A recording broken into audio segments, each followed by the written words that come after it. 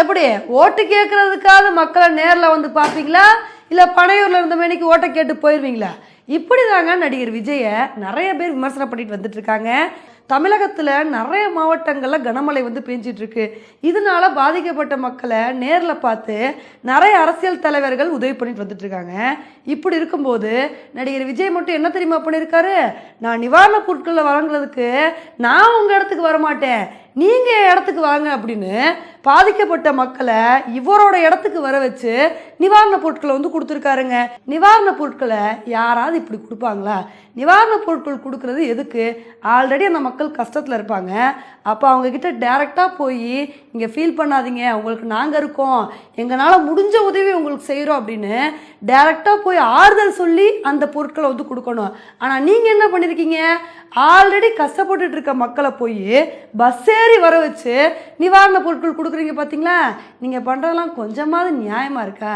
ஏங்க இப்படிலாம் பண்ணுறீங்கன்னு விஜய் அவர்களை நிறைய பேர் கடுமையாக விமர்சனம் பண்ணிட்டு வந்துட்டு இருக்காங்க. ஆனால் இந்த விஷயத்துக்கு ஒரு சில விஜய் ஆதரவாளர்கள் என்ன பண்ணிட்டு இருக்காங்க அப்படின்னா, பயங்கரமாக சொம்பு தூக்கிட்டு வந்துட்டு இருக்காங்க. இதில் விஜய் மேலாம் எந்த தப்பும் இல்லைப்பா, ஏன்னா அவர் என்ன பண்ணுவார், அவர் எவ்வளோ ஒரு பெரிய பாப்புலர் ஆக்டரு, அவர் போய் இந்த நிவாரண பொருட்கள் எல்லாத்தையுமே நேரடியாக கொடுத்தாரு அப்படின்னா தேவையில்லாமல் அந்த இடத்துல அதிகமான கூட்டம் வருமா இல்லையா? ஆல்ரெடி நிறைய தலைவர்கள் டைரெக்டாக போய் இந்த மாதிரி நிவாரணப் பொருட்களை கொடுத்துட்டு வந்துட்டு இருக்காங்க. அப்படி இருக்கும்போது விஜயும் டைரெக்டாக போனார் அப்படின்னா தேவையில்லாத கூட்ட நெரிசல்லாம் வந்து வரும். இது பப்ளிக்கு ரொம்ப டிஸ்டர்பன்ஸாக இருக்கும். இதனால தான் எதுக்கு இந்த மாதிரி டிஸ்டர்பன்ஸ்லாம் வந்து கொடுக்கணும், டைரெக்டாக அவங்கள கூப்பிட்டே வந்து நிவாரணப் பொருட்களை கொடுத்துக்கலான்னு இது மாதிரி விஜய் அவர்கள் பண்ணியிருக்காரு. இதில் அவர் பண்ணதில் என்ன தப்பு இருக்குது அப்படின்னு ஒரு சில பேர் இந்த மாதிரி முட்டு கொடுத்துட்டு வந்துட்டு இருக்காங்க. இதை வந்து கேட்கும்போது நமக்கு எம்புட்டு காண்டாகுது. அப்படியே விஜய் அவர்களை பொறுத்த வரைக்கும் நேரில் வராமல் நிவாரணப் பொருட்களை கொடுக்கணும்னு நினச்சா கூட தாராளமாக கொடுக்கலாமே. ஏன்னா விஜய் அவர்களை தவிர மற்ற கட்சி நிர்வாகிகள் வேறு யாருமே இல்லையா? இனிமேலாவது விஜய் அவர்கள் இந்த மாதிரி விஷயத்தில் ரொம்ப கேர்ஃபுல்லாக இருக்கணுங்க. ஏன்னா இதுக்கு முன்னாடி அவர் நடிகராக மட்டும்தான் இருந்தார்.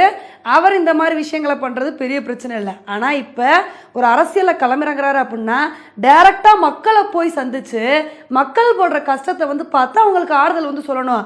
அதை விட்டுட்டு நான் இருக்கிற இடத்துல தான்ப்பா இருப்பேன், மக்களை தான் என்னோட இடத்துக்கு வர வைப்பேன்னு இதே மாதிரியே பண்ணிட்டு இருந்தாருன்னு வச்சுக்கோங்களேன், ரொம்ப கஷ்டமாக போயிடும். அப்போ நீங்கள் வராமையே போயிட்டா இதே மாதிரி ஓட்டு கேட்க வரும்போதும் கூட்டம் அதிகமாக தானே செய்யும். அப்போ நான் வந்தால் வந்து கூட்டம் அதிகமாகுது, நான் வீட்டில் இருந்துக்கிட்டே ஓட்டு கேட்டுக்குவேன்னு சொல்லி வீட்டில் இருந்துக்கிட்டே ஓட்டு கேட்பீங்களா? அப்போ டைரெக்டாக வர வேண்டிய சுச்சுவேஷனுக்கு வந்து தானே ஆகணும்.